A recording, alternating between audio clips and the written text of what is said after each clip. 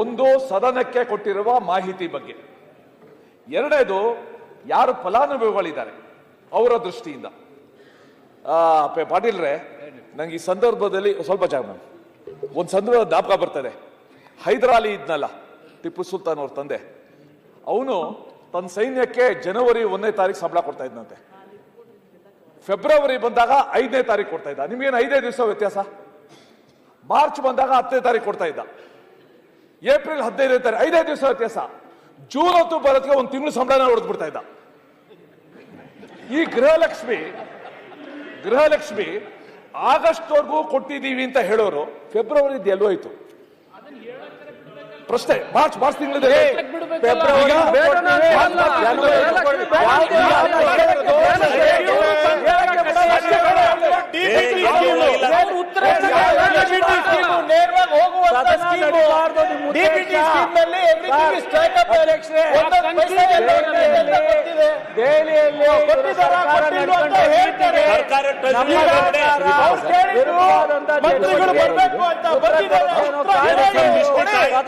Avoid ಮಾಡ್ತಾ ಇದ್ದಾರೆ. ಉತ್ತರ ಕೊಡಿ ಅಶೋಕಣ್ಣ. ಉತ್ತರನೂ ಬೇಡ ಅಂತಾರೆ. ಸರ್ಕಾರ ನಡ್ಕೊಳ್ತಾ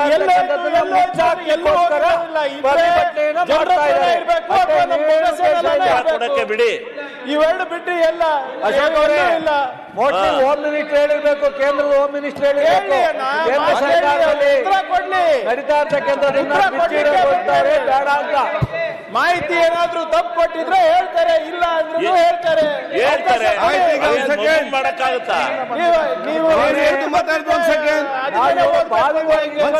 ಕೊಡ್ಸೋದು ಸೂಕ್ತ ಅಲ್ಲ. ಆಯ್ತು ಮಾನ್ಯ ಅಧ್ಯಕ್ಷರೇ, ದಯವಿಟ್ಟು ಅಧ್ಯಕ್ಷರೇ ಒಂದ್ ಸೆಕೆಂಡ್ ಮಹೇಶ್ ಹೇಳಿ. ಪ್ರತಿಪಕ್ಷ ನಾಯಕರೇ, ನಾನು ನಿಮ್ಮ ಮುಖಾಂತರ ಮತ್ತೆಲ್ಲ ನಮ್ಮ ಸನ್ಮಿತ್ರರಿಗೆ ನಾನು ವಿನಂತಿಸ್ತೇನೆ, ತಮ್ಮ ಆಸನ ಸ್ವೀಕರಿಸಿ ಒಂದು ಸದನಕ್ಕೆ ಒಂದು ಗೌರವ ಬರಲಿ. ನಮ್ಮ ಏನು ತಮ್ಮ ಬೇಡಿಕೆ ಇತ್ತು, ಮಾನ್ಯ ಮಂತ್ರಿಗಳೇ ಬಂದು ಉತ್ತರ ಕೊಡಬೇಕು ಅಥವಾ ತದಂಥ ಕ್ವಶನ್ ಉತ್ತರ ತಗೊಳ್ಳೋ ಅದಕ್ಕೆ ಅವರು ಬಂದಿದ್ದಾರೆ. ಬಂದ ನಂತರ ತಮ್ಮ ಆಸನ ತಾವು ಸ್ವೀಕರಿಸಬೇಕು. ಅವರ ಉತ್ತರ ಬರಲಿ. ಅದನ್ನು ಅದಕ್ಕಾಗಿ ನಾನು ಹೇಳಿದೆ, ಇದನ್ನೊಂದು ಸ್ವಪ್ರತಿಷ್ಠೆಯಾಗಿ ಈಗೋ ಆಗಿ ಅದರಿಂದ ಬೇಡ, ಸಕಾರಾತ್ಮಕ ಚರ್ಚೆ ಆಗಿಕೊಂಡು ಉತ್ತಮ ಸಂದೇಶ ಸರ ಕೊಡುವಂಥ ಕೆಲಸ ತಾವು ಇವತ್ತು ಮಾಡುವ ಅಂತ ನಾನು ಮತ್ತೊಮ್ಮೆ ನಾನು ವಿನಂತಿಸುತ್ತೇನೆ. ಉತ್ತರ ಸರಿ ಇದ್ದರೆ ಅವರು ನಾ ಕೇಳಿದಿರಲ್ಲ, ಮತ್ತೆ ಇಲ್ಲಿಗೆ ಬಂದೇ ಬರ್ತೀವಿ ನಾವು. ಅದಕ್ಕೆ ತಾವು ಸೂಚನೆ ಕೊಡಿ.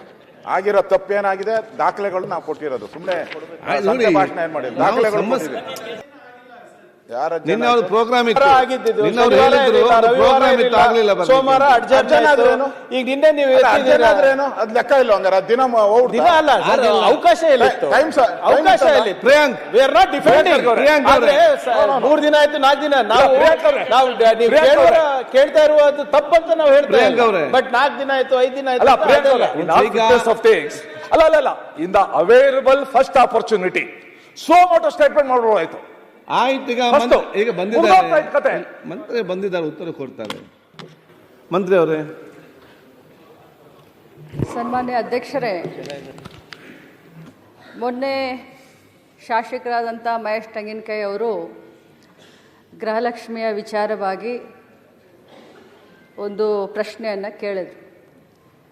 ನಾನು ಮೊನ್ನೆ ಕೂಡ ಸದನಕ್ಕೆ ಹೇಳಿದ್ದೇನೆ, ಇವತ್ತು ಕೂಡ ಅದನ್ನೇ ಹೇಳಲಿಕ್ಕೆ ಬಯಸ್ತೇನೆ. ಈ ಗೃಹಲಕ್ಷ್ಮಿ ಯೋಜನೆ ಕರ್ನಾಟಕ ರಾಜ್ಯದ 1,26,00,000 ಕುಟುಂಬದ ಯಜಮಾನಿಯರಿಗೆ ಪ್ರತಿ ತಿಂಗಳು 2,000 ರೂಪಾಯಿ DBT ಮುಖಾಂತರ, ನಾನು ಒತ್ತಿ ಹೇಳಲಿಕ್ಕೆ ಬಯಸ್ತೇನೆ, DBT ಮುಖಾಂತರ ಯಾವುದೇ ಮಧ್ಯವರ್ತಿಗಳ ಹಾವಳಿ ಇಲ್ಲದೆ ಡೈರೆಕ್ಟಾಗಿ ಅವರ ಬ್ಯಾಂಕ್ ಅಕೌಂಟ್ಗೆ ಹೋಗುವಂಥ ಒಂದು ಅತ್ಯುನ್ನತ ಒಂದು ಯೋಜನೆ. ಈ ಕರ್ನಾಟಕದಲ್ಲಿ ಗೃಹಲಕ್ಷ್ಮಿ ಯೋಜನೆಯನ್ನು ಪ್ರಾರಂಭ ಮಾಡಿದ ಮೇಲೆ ದೇಶದ ಪ್ರತಿಯೊಂದು ರಾಜ್ಯದಲ್ಲಿ ಇದನ್ನು ಒಂದು ಮಾಡೆಲ್ ಆಗಿ ಯೂಸ್ ಮಾಡಿಕೊಂಡು ಇದು ಬಹಳಷ್ಟು ಯಶಸ್ವಿಯಾದಂಥ ಯೋಜನೆ ಅಂತ ನಾನು ಹೇಳಲಿಕ್ಕೆ ಬಯಸ್ತೇನೆ. ನಾನು ಮೊನ್ನೆ ಕೂಡ ಸದನಕ್ಕೆ ಒಂದು ಮಾತನ್ನು ಹೇಳಿದೆ. ಇಲ್ಲಿಯವರೆಗೆ 23 ಕಂತುಗಳನ್ನು ಹಾಕಿದ್ದೇವೆ. 46,000 ರೂಪಾಯಿಗಳು ಒಬ್ಬೊಬ್ಬ ಮನೆಯ ಯಜಮಾನಿಗೆ 1,26,00,000 ಮನೆಯ ಕುಟುಂಬದ ಯಜಮಾನಿಗಳಿಗೆ ಸಿಕ್ಕಿದೆ ಅಂತ ಮೊನ್ನೆ ಕೂಡ ನಾನು ಹೇಳಿದ್ದೀನಿ. ಈ ಹೇಳುವಂಥ ಸಂದರ್ಭದಲ್ಲಿ ಪದೇ ಅವರು ಹೇಳ್ತಾ ಇದ್ರು, ನನಗೆ ಫೆಬ್ರವರಿ ಮತ್ತು ಮಾರ್ಚ್ ಬಂದಿಲ್ಲ ಅಂತ ಹೇಳ್ತಾ ಇದ್ರು ಸದಸ್ಯರು.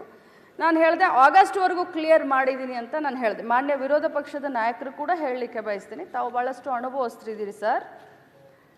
ಇಲ್ಲಿ ಆರೋಪ ಪ್ರತ್ಯಾರೋಪಕ್ಕಿನ್ನ ನಾನು ಮಂತ್ರಿ ಆದಮೇಲೆ ನಾನು ಮೊದಲನೇ ಬಾರಿ ಮಂತ್ರಿ ಆಗಿದ್ದೀನಿ, ಅತ್ಯಂತ ಭಕ್ತಿ ಭಾವನೆಯಿಂದ, ಪೂಜ್ಯ ಭಾವನೆಯಿಂದ, ಯಾಕಂದರೆ ಬಹಳ ದೊಡ್ಡ ಪುಣ್ಯದ ಕೆಲಸ ಮಾಡ್ತಾ ಇದ್ದೀವಿ. ಗೃಹಲಕ್ಷ್ಮಿ ಯೋಜನೆ, ಮನೆಯಲ್ಲಿ ಯಾರು ನಮಗೆ ಗೃಹಲಕ್ಷ್ಮಿ ಅಂದ್ರೋ ಇಲ್ಲೋ ಗೊತ್ತಿಲ್ಲ, ಕರ್ನಾಟಕದ ಕಾಂಗ್ರೆಸ್ ಪಕ್ಷದ ಸರ್ಕಾರ ಮಹಿಳೆಯರಿಗೆ ಗೃಹಲಕ್ಷ್ಮಿಯನ್ನು ಕೊಡುವ ಯೋಜನೆ ಮುಖಾಂತರ ಅವ್ರಿಗೆ ಗೃಹಲಕ್ಷ್ಮಿ ಅಂತ ಅನ್ತಾ ಇದೆ. ಅವ್ರಿಗೆ ತಲುಪಿಸುವಂಥ ಕಾರ್ಯವನ್ನು ನಾವು ಮಾಡ್ತಾ ಇದ್ದೀವಿ. ಪದೇ ಪದೇ ಫೆಬ್ರವರಿ ಮಾರ್ಚನ್ನು ಕೇಳಿದಾಗ ನನ್ನ ಮಾಹಿತಿ ಪ್ರಕಾರ ಕೊಟ್ಟಿದ್ದೀವಿ ಅನ್ನೋದು ಒಂದಿತ್ತು. ಆದರೆ ಹೋಗಿ ನಾನು ಮತ್ತೆ ವಿಚಾರಣೆ ಮಾಡಿದಾಗ ಫೆಬ್ರವರಿ ಮಾರ್ಚು ಇನ್ನೂ ಹಾಕೆಲ್ಲ ಒಂದು ಸ್ವಲ್ಪ ಹೆಚ್ಚು ಕಡಿಮೆ ಆಗಿ ಅನ್ನುವಂಥ ಮಾಹಿತಿ ನನಗೆ ಬಂತು. ಆದರೆ ಇದರ ಅರ್ಥ ಎಲ್ಲರಿಗೂ ಹೇಳಲಿಕ್ಕೆ ಬಯಸ್ತೇನೆ, ಸದನದಲ್ಲಿರುವಂಥ ಎಲ್ಲ ಸನ್ಮಾನ್ಯ ಗೌರವಾನ್ವಿತ ಸದಸ್ಯರಿಗೆ ಹೇಳಲಿಕ್ಕೆ ಬಯಸ್ತೇನೆ, ತಮಗೆಲ್ಲರಿಗೂ ತಪ್ಪು ಮಾಹಿತಿಯನ್ನು ಕೊಡೋದಾಗಲಿ ಅಥವಾ ಸದನನ ಮಿಸ್ಲೀಡ್ ಮಾಡೋದಾಗಲಿ ನನ್ನ ಉದ್ದೇಶವಿಲ್ಲ. ಯಾಕಂತಂದರೆ ಒಬ್ಬ ಜವಾಬ್ದಾರಿಯ ಸ್ಥಾನದಲ್ಲಿ ನಿಂತ್ಕೊಂಡು ಹೇಳಲಿಕ್ಕೆ ಬಯಸ್ತೀನಿ. ನನಗೆಷ್ಟು ಜವಾಬ್ದಾರಿ ಇದೆಯೋ ತಮಗೂ ಅಷ್ಟೇ ಜವಾಬ್ದಾರಿ ಇದೆ. ನಾನು ಖಂಡಿತವಾಗಲೂ ಫೈನಾನ್ಸ್ ಮಿನಿಸ್ಟ್ರು ಸಿದ್ದರಾಮಯ್ಯ ಸಾಹೇಬ್ರಿದ್ದಾರೆ, ಮುಖ್ಯಮಂತ್ರಿಗಳಿದ್ದಾರೆ, ಫೈನಾನ್ಸ್ ಡಿಪಾರ್ಟ್ಮೆಂಟ್ ಹತ್ರ ಮಾತಾಡ್ತೀವಿ. ಯಾಕೆ 2 ತಿಂಗಳದ ವ್ಯತ್ಯಯ ಆಯಿತು, ಆಗಿದ್ರೆ ಅದನ್ನು ಮಾತಾಡಿ ಆದಷ್ಟು ಶೀಘ್ರದಲ್ಲೇ, ಮೊನ್ನೆ ಹೌಸ್ನಲ್ಲಿ ಮುಖ್ಯಮಂತ್ರಿಗಳು ಕೂಡ ಹೇಳಿದ್ದಾರೆ, ಅದನ್ನು ಆಗಲಿಲ್ಲ ಅಂತಂದರೆ ಶೀಘ್ರದಲ್ಲಿ ಮಾಡ್ತೀವಿ. ಬಟ್ ಇದರ ಅರ್ಥ ಆ ದುಡ್ಡನ್ನು ಬೇರೆ ಕಡೆ ಡೈವರ್ಟ್ ಆಯಿತು, ಅದಾಯಿತು ಇದಾಯಿತು ಅಂತಲ್ಲ. ಬಟ್ ಒಂದೇ ಮಾತನ್ನು ಹೇಳ್ತೀನಿ, 2 ತಿಂಗಳದ್ದು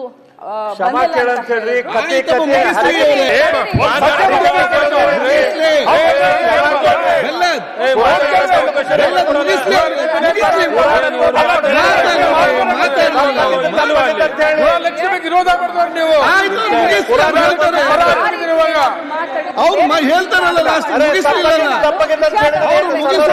ಹೇಳ್ತೀರಿ, ಮಾತಾಡ್ತಾರೆ.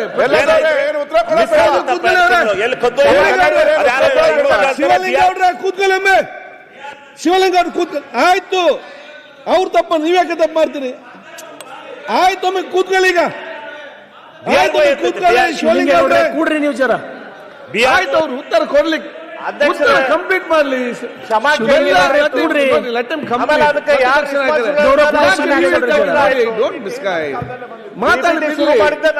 ಕಂಪ್ಲೀಟ್ ಮಾಡಿ. ಆಯ್ತು, ನೋಡಿ ಅವರು ಬಂದು ಉತ್ತರ ಕೊಡ್ತಾ ಇದ್ದಾರೆ, ಉತ್ತರ ಕರೆಕ್ಟ್ ಕೇಳಿ, ಆಮೇಲೆ ಮತ್ತೆ ಹೆಚ್ಚು ಮಾತಾಡಿ. ನಿಮ್ಗೆ ಪುರಾಣ ಬೇಡ ಆಗ್ತದ? ಆಯ್ತು, ಈಗ ಒಂದ್ ಸೆಕೆಂಡ್ ಮಾತಾಡ್ಲಿ. ಆಯ್ತು, ಕೂತ್ಕೊಳ್ಳಿ. ಮೈ